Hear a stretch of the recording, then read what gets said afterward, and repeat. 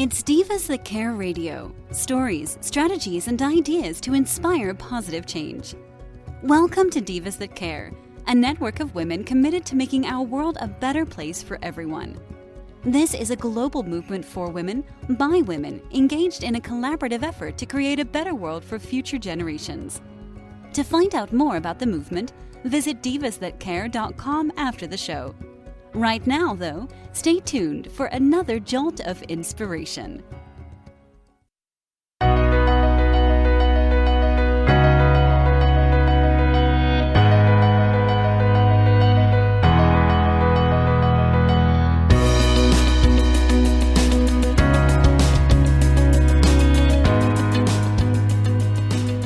Welcome to Powering Through Life on the Divas That Care Network. I'm your host, Teresa Sims, and I'm a transformational life coach, an award-winning author, and a multiple #1 best-selling co-author. Each week on Powering Through Life, my guests and I will discuss a special topic that is close to their heart.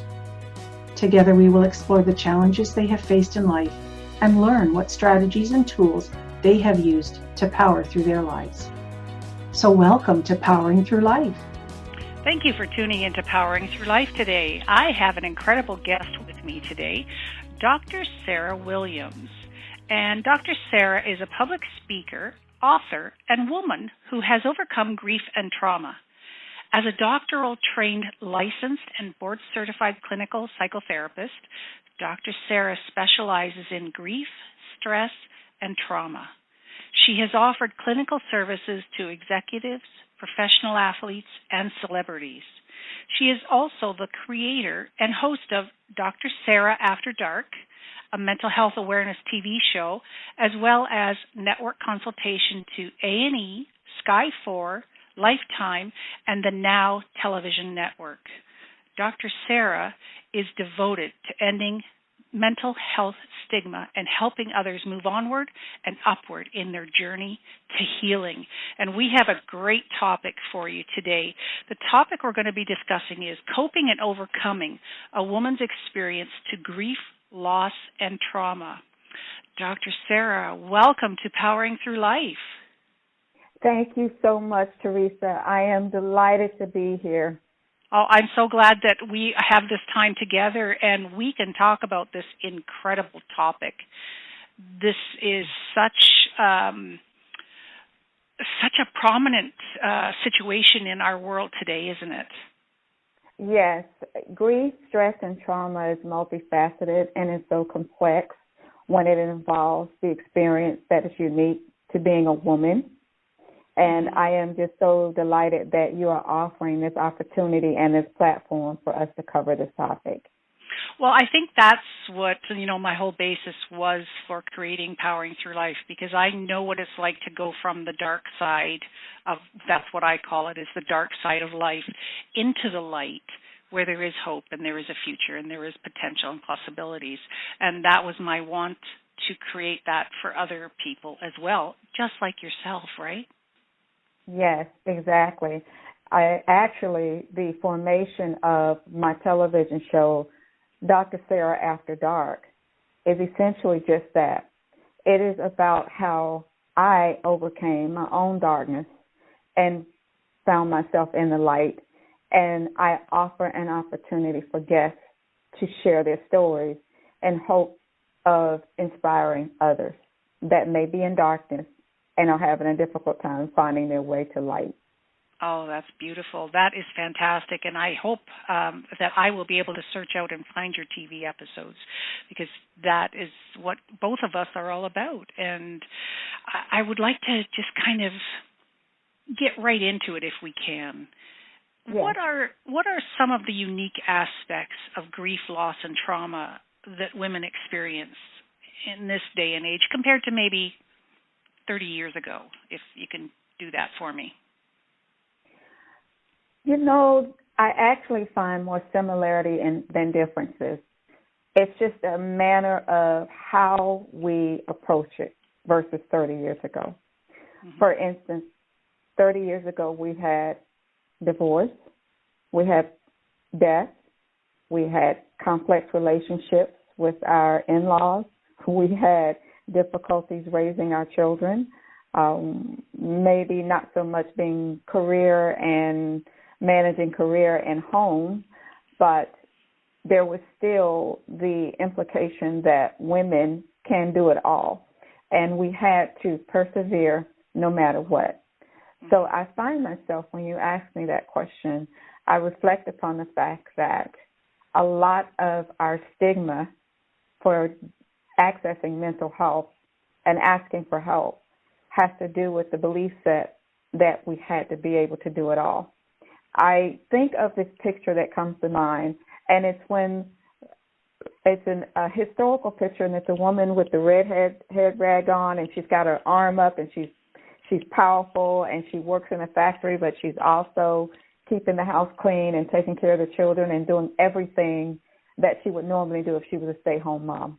Mm-hmm. And I think about that, and that is just an impossible scenario. There's no humanly way that a person can do that and not be breaking inside.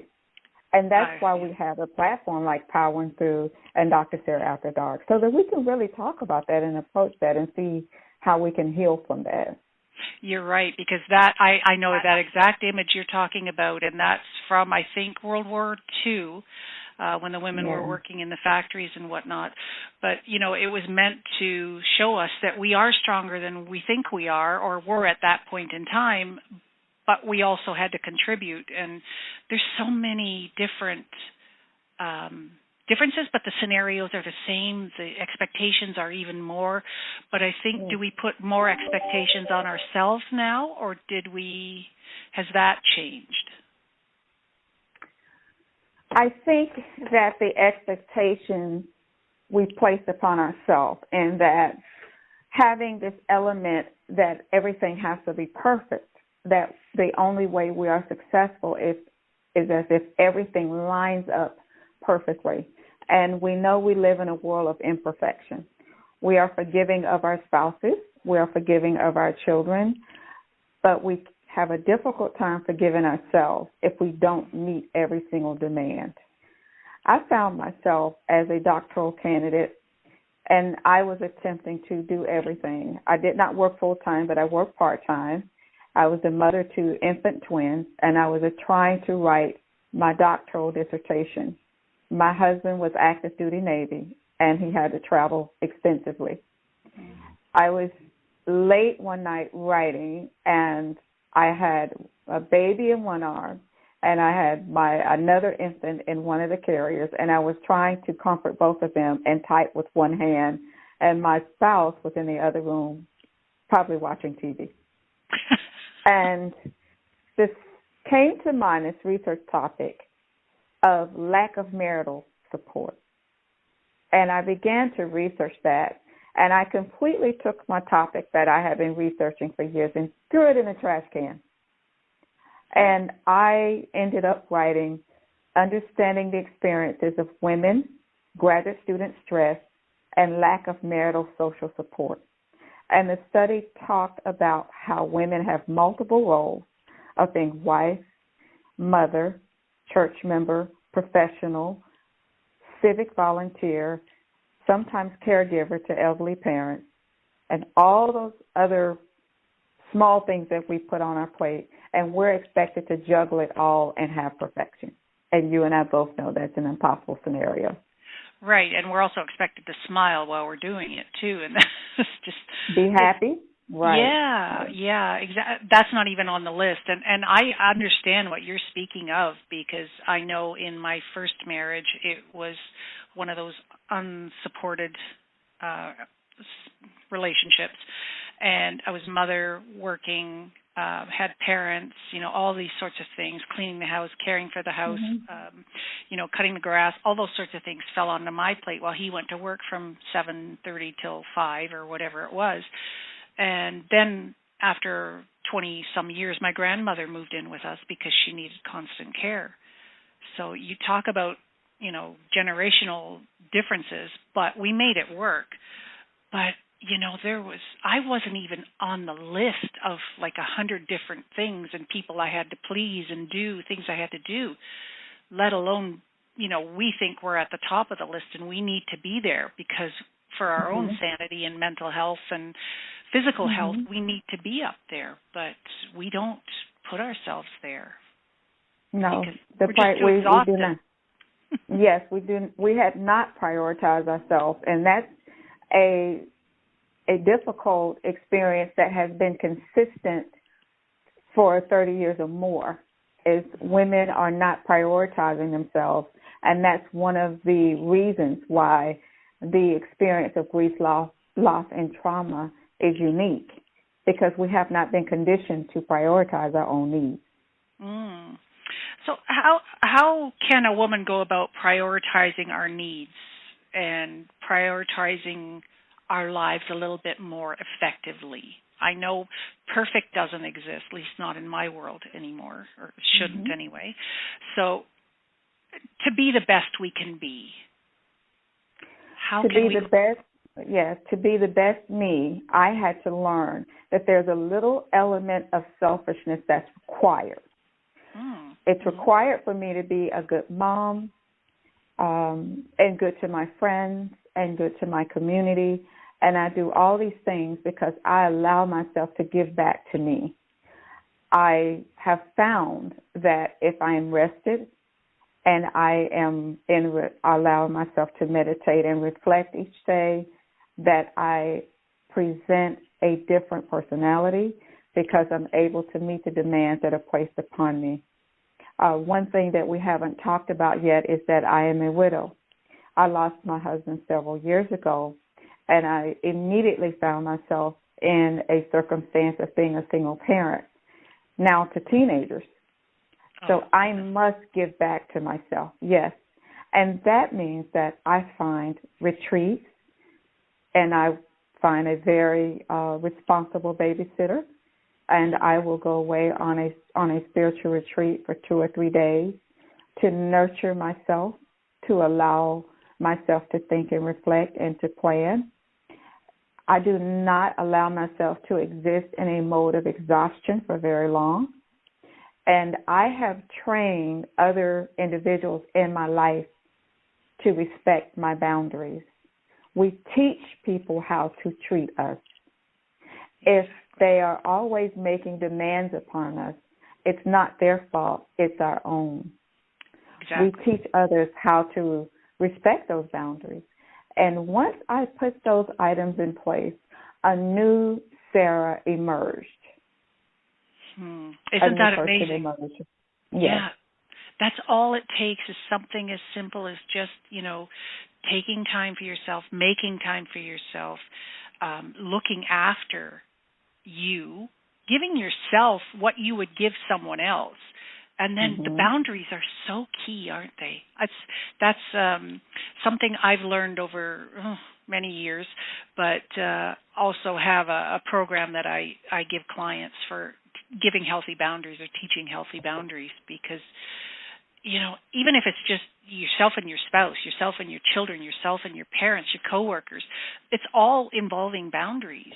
And people think I have to keep you at arm's length. Well, not necessarily. No. It's like you said, it's teaching the other person how to treat you, what you would prefer, what you would like. And what I have also found is support in the company of circles. So I find opportunities to be in the circle of other women that can be affirming and nurturing.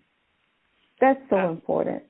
Yeah. Also, I opened a private counseling practice, and Covenant Way Wellness has now an online support group for women that meets every Friday. So you can grab a cup of coffee, a cup of tea, you can sit down, and it's facilitated by myself or one of my clinical residents. And we approach topics that can be distressing at times and cannot be explored in other ways. So retreats and support groups and seeing a coach and definitely seeing a therapist, all those are things that someone can do to kind of give back what they're giving out. Yeah, that's fantastic information and something that we all need to take notes on, because there is help out there, and a lot of women in these situations don't understand where to look or don't have never experienced the searching aspect of reaching out before.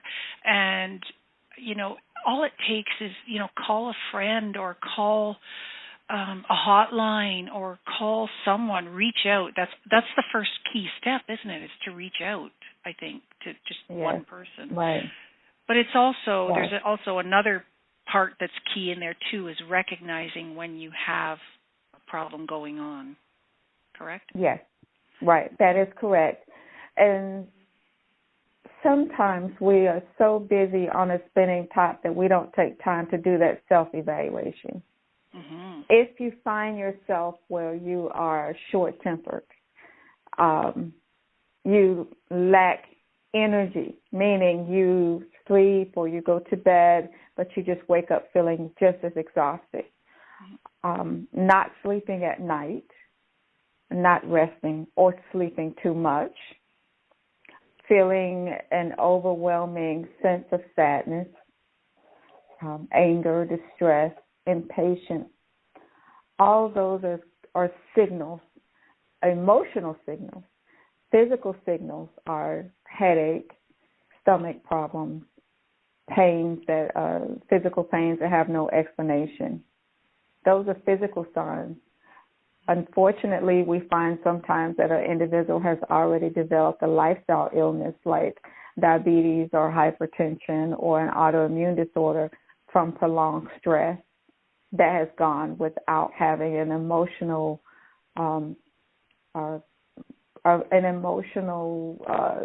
support system to help manage those emotions. So those are some signs, the physical and the emotional signs to look for.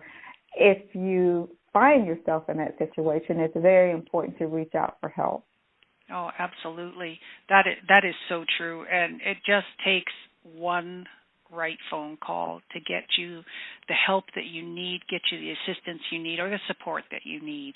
And there's so many organizations out there now that are available for people to call in and to just reach out, and we do need to take advantage of those and get in touch with a therapist, get in touch with you. I have a few clinical therapists that, are associates of mine, and I have no problem recommending any of them because it's not something I would be comfortable with doing, helping out. We had spoke earlier, I will not diagnose. That's not my area of expertise. That's yours and the other therapists I know. So those that do know should, get put in touch with the women that are reaching out. And it's incredible what resources are out there. What are some of the other resources available for help for women, considering the limitations of what's going on now with the COVID-19 and social distancing? And, people, I would assume some people are maybe a little cautious about when they're going to lift the bans, when we can go back out. Right. People are going to be a little, because this incident, too, has caused another stressor added onto our shoulders. Yes. We can't go to work now. We can't do this. We can't see our, Yeah. So what do you recommend? That is so true. So my recommendation is, just like I said, look for those online support systems. If you have a nice circle of friends that you can connect with, use the Zoom or the Skype or some way to interface so that you can physically see your friend or your colleague or whomever, and make social time.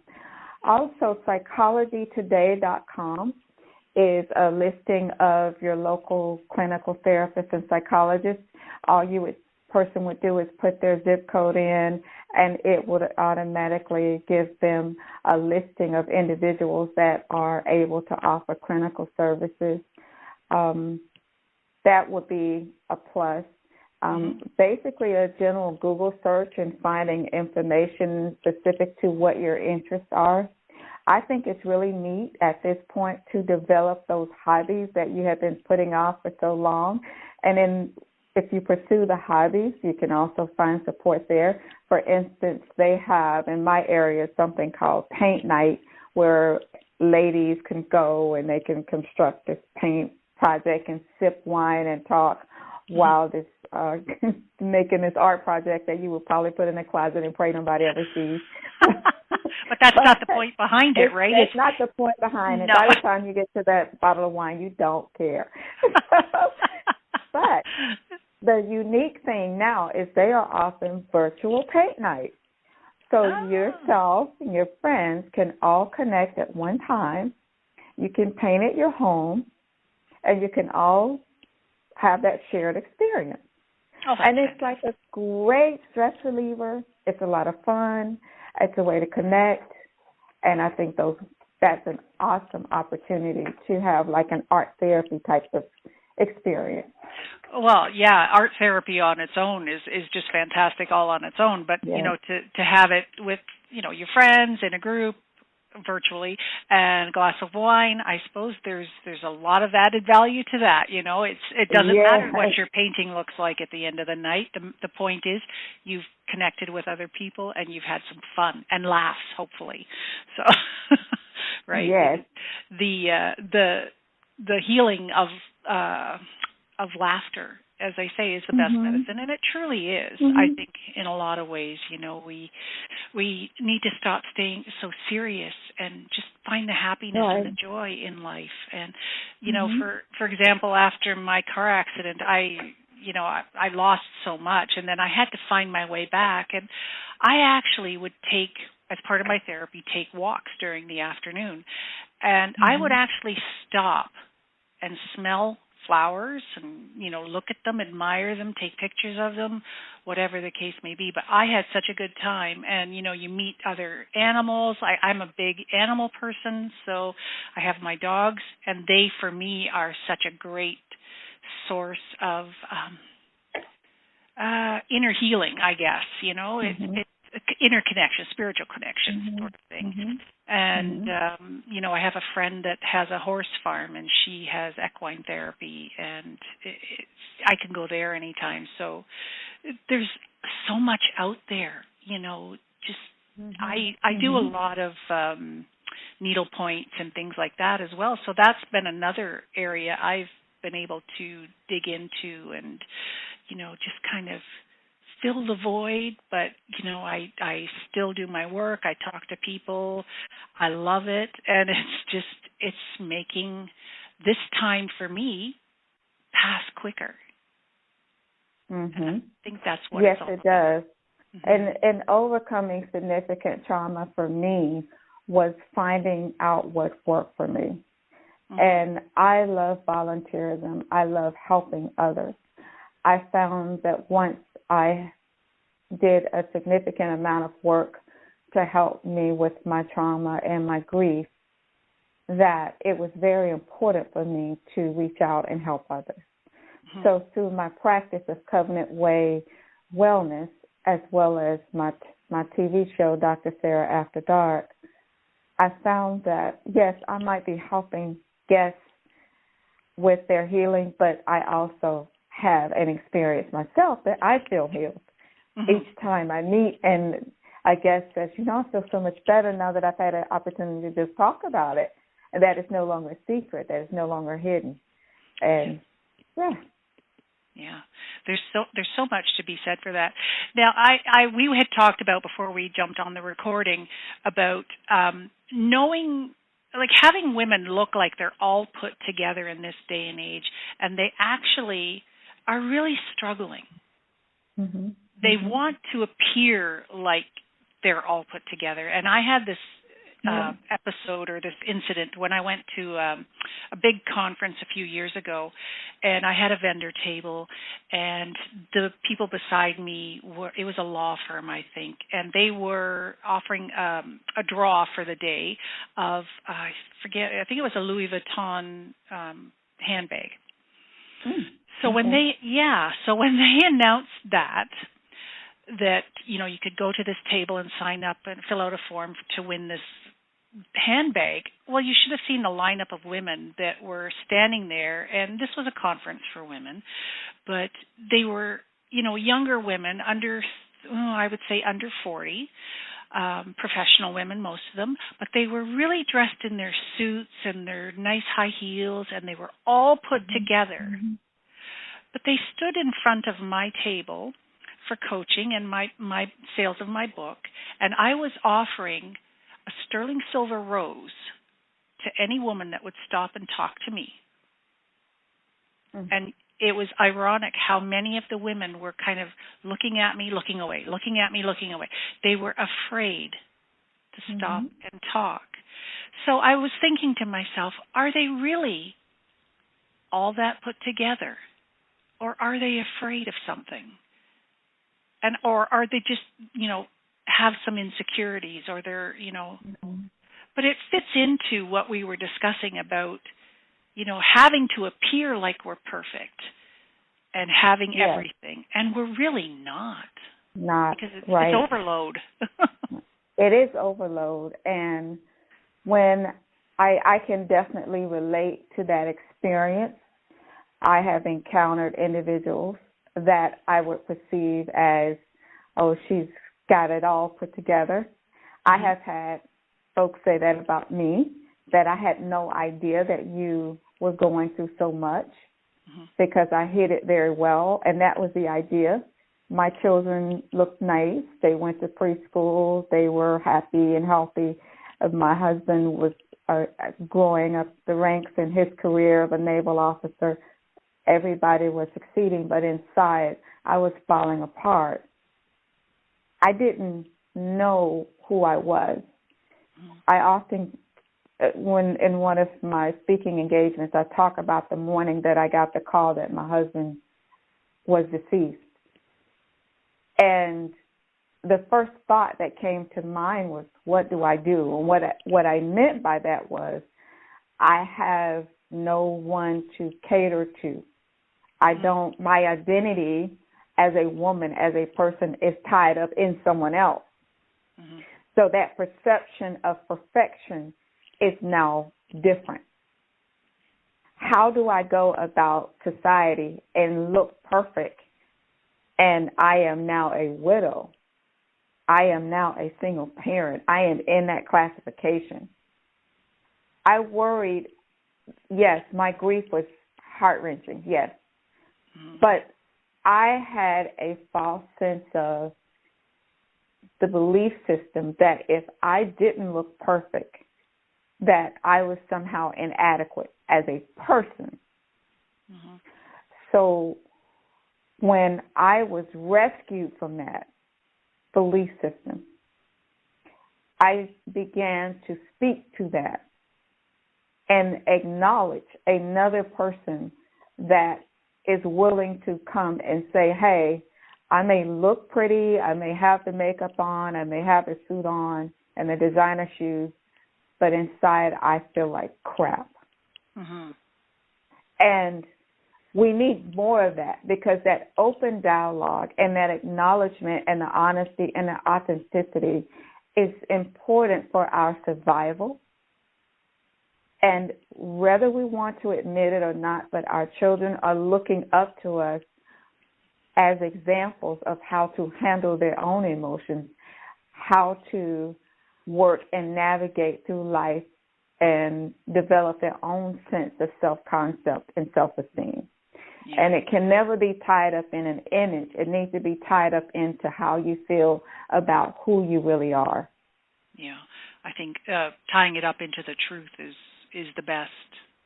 And you're absolutely right about that scenario, because, I went through I went from my family's home to my first marriage for 25 years. I raised my kids. I looked after my grandmother. I cared for my spouse. And then I walked away because I was dying inside. There was nothing left for me in that relationship. There was nothing left for either one of us, actually. So it was just me that decided to make the first step to walk away. But, after that, I had no idea who I was. It was a total loss of identity. I'm no longer a wife. I'm no longer a mother. I'm no longer a granddaughter. Who am I? So that's, I was fortunate. I actually went to college and found out a few things and went and did my human resource career. And that was good. That helped out quite a bit. But, then you still wonder, like, who am I really? What do I stand for? If you've never explored those avenues, you don't know what the answers are. And it might surprise you what the answers are. Right, exactly. That I had no idea. And doing a different presentation, I described myself as I was my mother's daughter, my children's mother, and my husband's wife. And I did not find out my own identity until I had to face myself in the mirror and ask myself, who are you? What do you like to eat? What do you like to do? What do you like to wear? How do you like to wear your hair? What friends do you want to have? I have never had those options until now. And if I can't believe the person that I've become, I would have never believed that I could become this independent person that is self-sufficient, that works, that owns a business, that does public speaking engagements, that has a television show that is sought after. I would have never believed that was going to be me. I would always admire people that had that, but I never truly believed that I had that within myself. Isn't that wonderful what you found? I mean, that is just a beautiful story of the inner strength that you had. And you possessed it the entire time. You just didn't know it, I suppose. I did not know. I relied upon what I was told. That I was kind of, I hate to use the term, but I can't really think of a different one. I felt like I was handed off from my mother to my husband. Okay? So it was like, okay, she was my responsibility. I lived at home, where I lived within a few miles of my mother's home, and no matter where I lived, she was always way ahead of me in terms of all decisions of my life, where I went to school, who I dated, everything, down to what I wore, pretty much. And I thought it was out of love and concern. I did not realize that was unhealthy for both of us.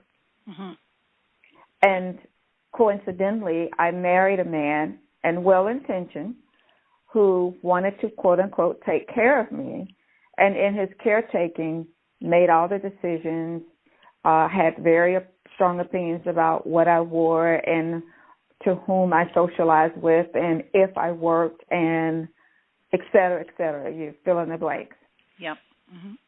And a lot of us fit into that category, too, and that's kind of a wake-up signal for us to take a really good look at what's going on and what's happening for us, because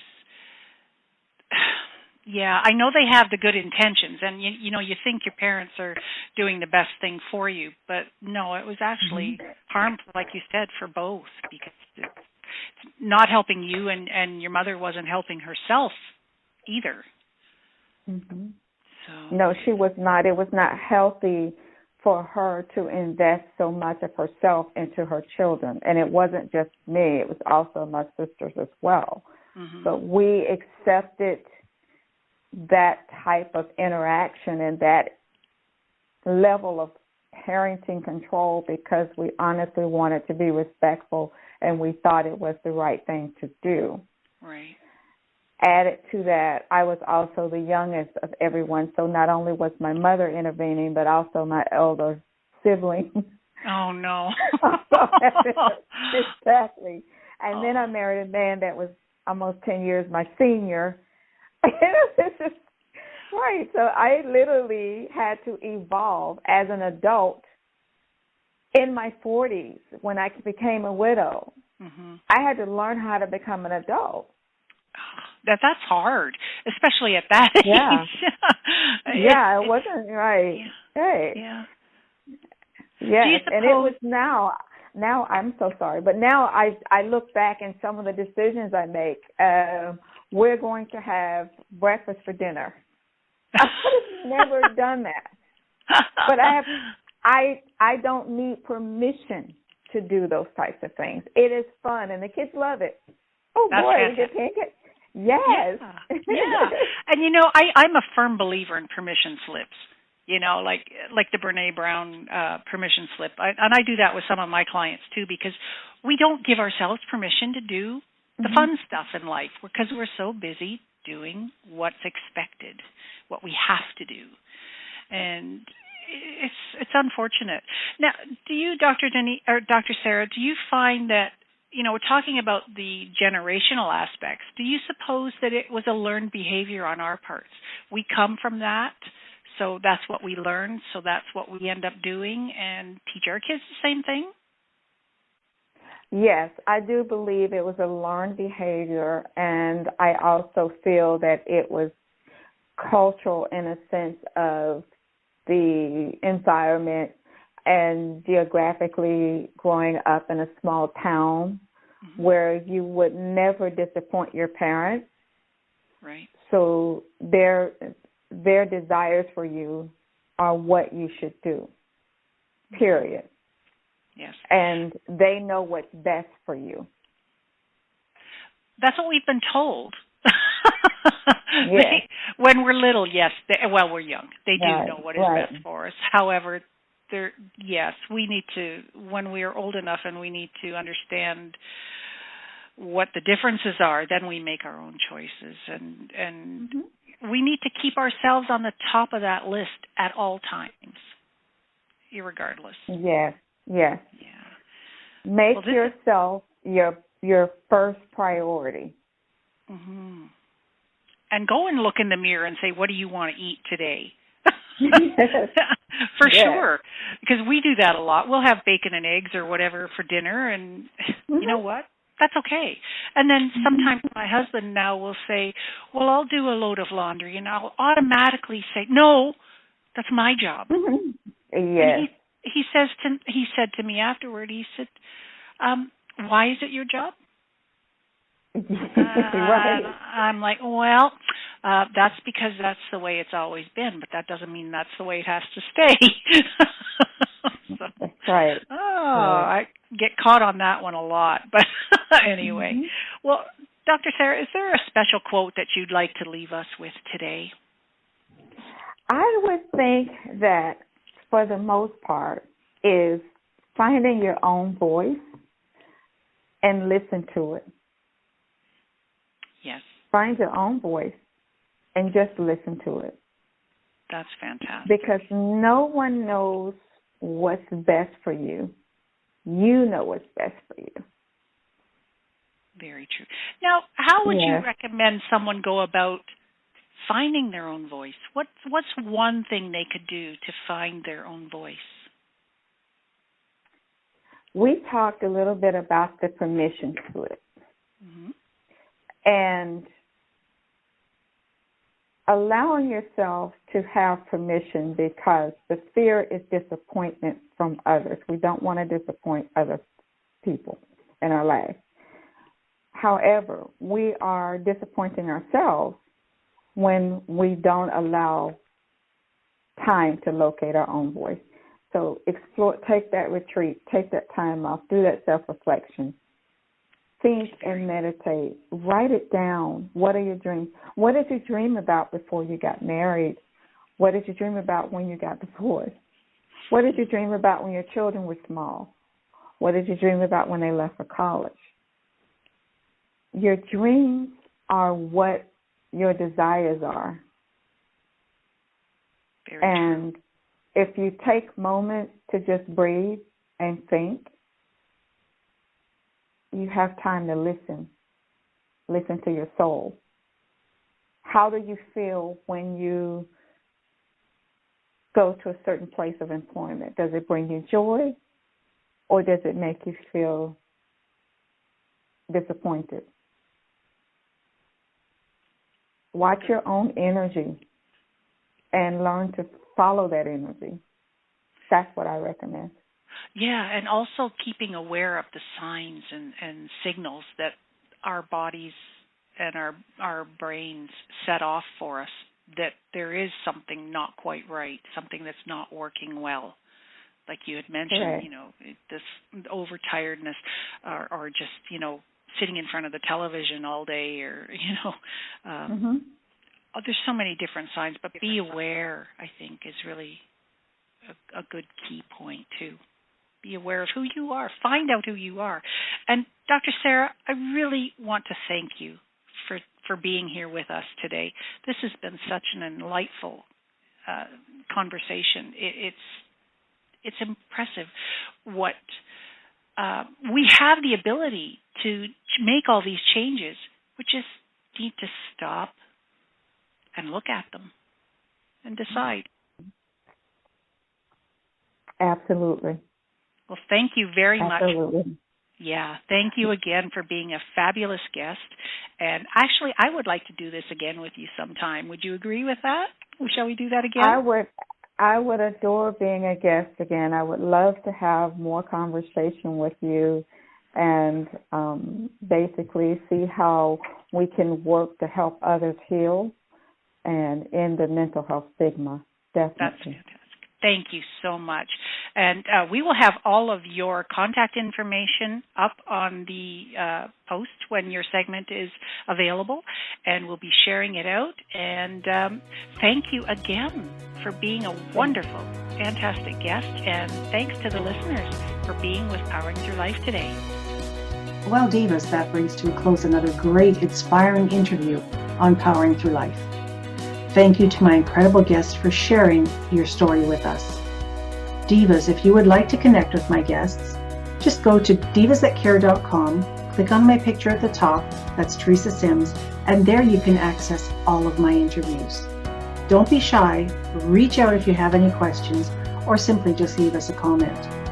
Also, you can contact me at my website, that's teresasims.com.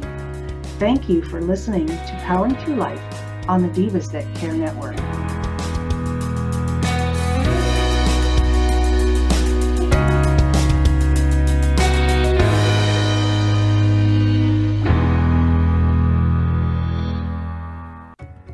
Thanks for listening. This show was brought to you by Divas That Care. Connect with us on Facebook, on Instagram, and of course on divasthatcare.com, where you can subscribe to our newsletter so you don't miss a thing.